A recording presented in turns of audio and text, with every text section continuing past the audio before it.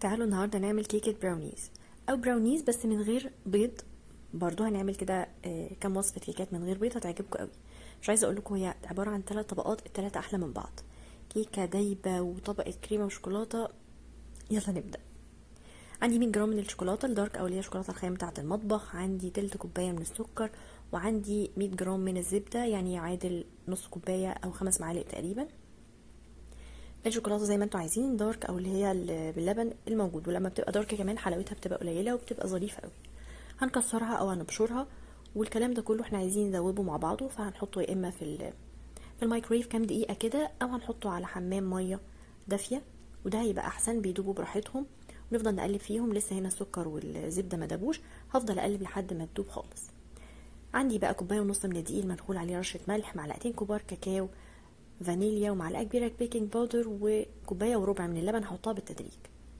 الزبده والشوكولاته بعد ما ساحوا هنزل عليهم بالمكونات الجافه دي، انا نخلتها قبل كده، مهم ان انتوا تنخلوا دايما المكونات الجافه قبل ما تستعملوها في الكيكات. حطيت الفانيليا البيكنج باودر واللبن بحطه بالتدريج، حطيت الاول نص كوبايه وهبدا اقلب، وبعدين شويه وازود لحد ما اوصل للقوام ده. البراونيز بتبقى قوامها تقيل شويه عن الكيكه العاديه.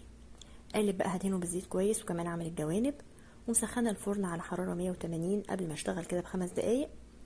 يعني الفرن شغال بقاله 5 دقايق. قوامها بيبقى سميك شويه وانتوا بتفردوها، هنحطها على الرف اللي في النص، متاخدش وقت، من 20 ل 25 دقيقه.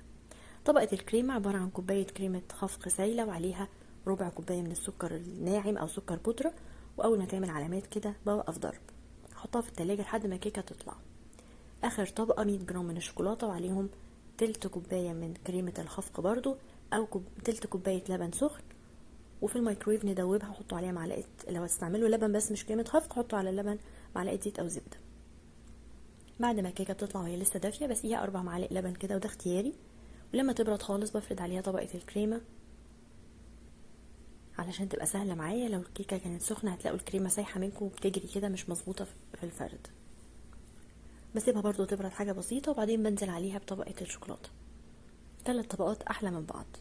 مش عايزه اقول لكم براونيز فظيعه، استعملناش فيها بيض. الكيكه فعلا طريه، بتخلص يا جماعه وهي واقفه، يعني احنا بنبقى واقفين ناكل منها كده من الصينيه، احنا ما بنحطش لحد في اطباق، احنا بنقف كل واحد بيجيب شوكته ويقف ياكل بيها كده. فظيعه. لو لسه بتتفرجوا على الفيديو لحد دلوقتي حابه اشكركم جدا، متنسوش تعملوا لايك للفيديو. اشوفكم المره الجايه.